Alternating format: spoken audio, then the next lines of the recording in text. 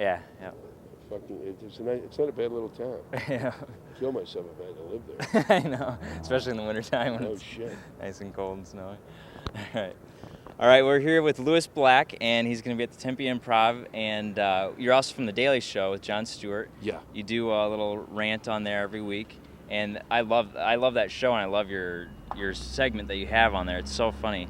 And so you're a pretty intense, angry guy. Yeah. Right? And I wanted to know what makes you the most angry. Stupidity. Yeah. Yeah. That's really what does it. That's what trips my trigger more than anything else.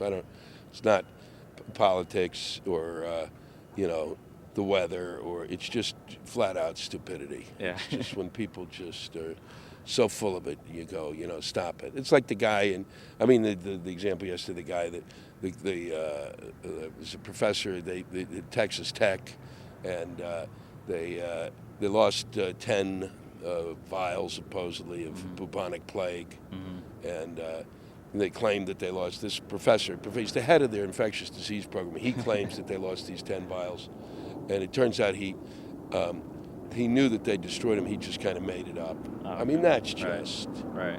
That's stupid. That's like stupid to the fourth power. And people like that, I just think like Trent Lott, what Trent Lott said. Everybody goes, "Oh, it's racist." Well, and then they go, "Well, he's not really a racist." Well, he's not a racist. No, he's just flat out stupid. Yeah. He's so stupid he shouldn't be a senator. Yeah. When you don't have the common sense to keep your mouth shut in public, right. You're an idiot, and they should be sent back. There should be some sort of thing that between there should be, like, for people that we don't send to prison, like an intermediate step where we, these people have the brain power of like 12-year-olds, and we should send them to, they should have to spend a year in school or something. Yeah. Just to wake them up. And what about, I know you're not a fan of the Starbucks right across the street from each other and stuff like that. No. Do you think that the president of Starbucks should go to that school too? Or? No, I think that the people who have actually supported, that there's so many people in the Houston area, which is where this is, that support a Starbucks across from a Starbucks. They should be taken away. Yeah. The genius, he's who would even think? How could somebody figure? Right. You got to hand it to him. That he would actually go, wow, I think we can put two across from each other, that they want coffee so badly that they'd buy this. So he's actually the brains behind it, but the rest of them it's unbelievable. So what do you think about the M-clone thing? And they say that they have the first clone babies. Can't wait to see that deteriorate, can you? Yeah. I can't wait to get film on that. Just kind of watch the skin fall off and see the problems they're having problems with the sheep, so... Yeah. It was, you kind of go, that. Now there's a great, there's a horror movie in the making. But what was great about that is that they just made it up. Apparently. It just seems to be. Right. Or that, and not even if they made it up, that they just allowed them to go on the air without any proof. Right. That's what's stunning. When did that start? When did news people just kind of, you thought of something and you just want to say it? Come on. Yeah. So I also want to know, how high is your blood pressure? Do you have, health problems because of your intenseness? The only problem I got is I yell too much. Then my voice, but my blood pressure is perfect. Okay. Probably because at least once a day, I'm allowed to go on stage and scream about stuff. I'm not even screaming really about the stuff that I'm screaming about on stage. I'm screaming about the stuff that occurred during the day that no one would be interested in. Yeah. I'm screaming about the fact that, what do you mean? You said you were going to put the phone in.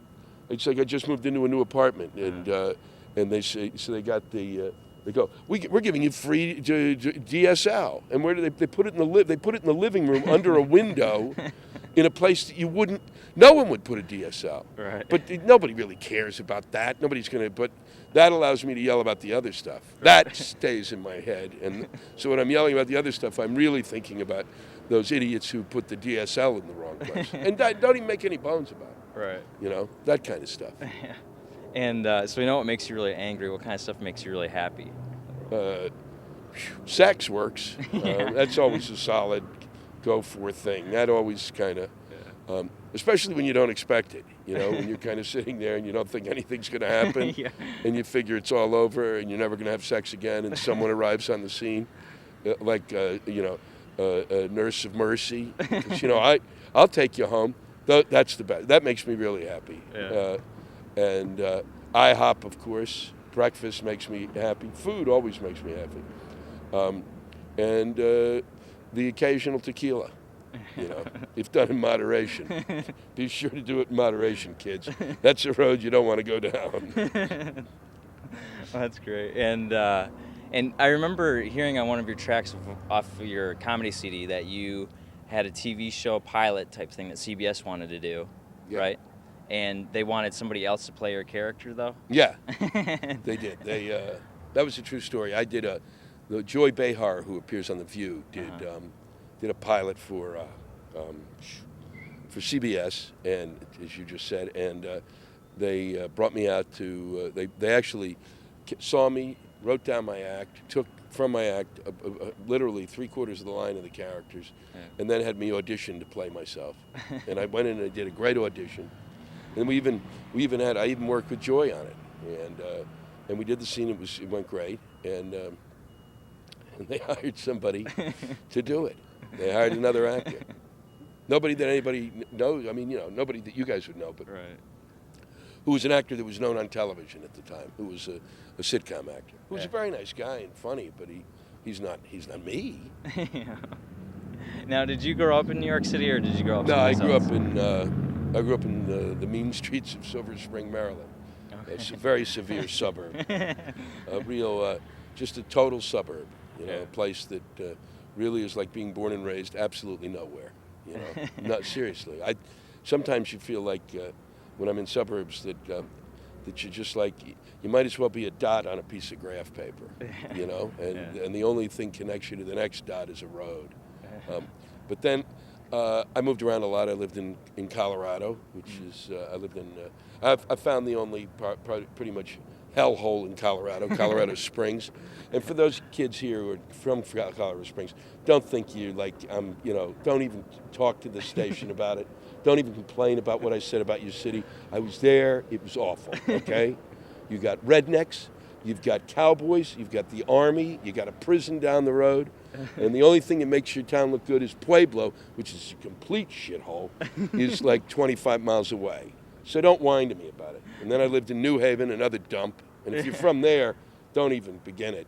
And then where else? North Carolina, and that was nice. Yeah. That was it. And then I moved to New York a while ago. And once you're there a while, once you're there, if you're there over 5 years, you just end up like the rest of them. So is your stint on Comedy Central with the Daily Show? You do that like every Thursday, right? Yeah.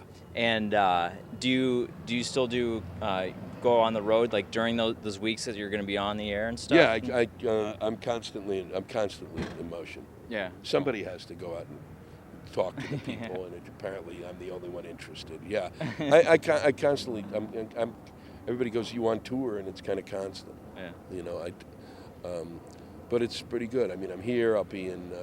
I'm in Phoenix this week. Next week I'll be in Washington D.C.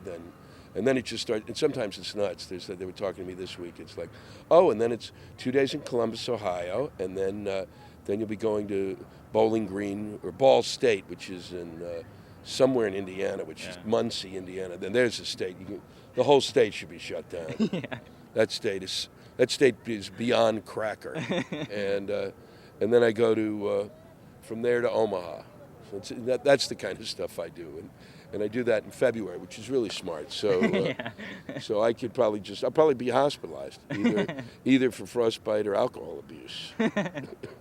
Well, thanks very much. We're glad to have you here. Well, my pleasure. Is this going to go somewhere, or are we just doing this? Did you guys just fake fun. this? Yeah, we're just let's be cool. You just kind of grab me just at the Improv. No, I'll just set up a thing here. Yeah. This is actually going to be on the ASU Oh, is that right? channel too. Yeah, That's great. So. And so thanks for being here. I'm a huge fan of you and The Daily Show. My family, like I told my family last week, and they're like, "Oh my gosh, what are you gonna ask him?" And it's like, well, I know I'm gonna ask him what his blood pressure level is, and that's about it. So Well, thank you very much. Thanks very much. It was You nice did to a see you. nice job. Thank you. I had a good time. Thanks. And he's here at the Improv all weekend. All right, Yeah. all weekend long. It'll feel like it. It'll seem longer. All right, thanks a lot. Thanks a lot.